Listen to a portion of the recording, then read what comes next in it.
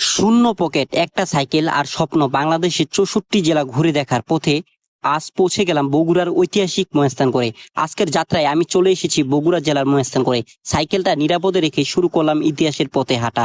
সামনেই দেখতে পেলাম একটি প্রাচীন সিঁড়ি। ধীরে ধীরে সিঁড়ি বেয়ে উপরে উঠতে লাগলাম।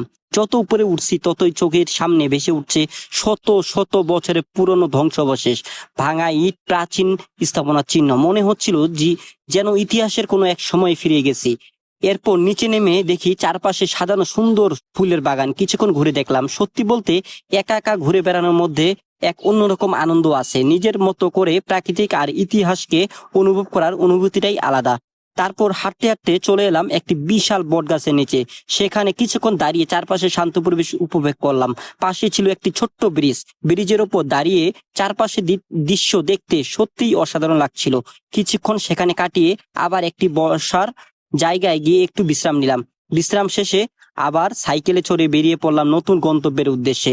এভাবেই শূন্য পকেটে শুধু একটি সাইকেল আর একটি স্বপ্ন এগিয়ে চলেছে আমার বাংলাদেশের ৬৪ জেলা ভ্রমণের গল্প। ভালো লাগলে ভিডিওটি শেয়ার করবেন।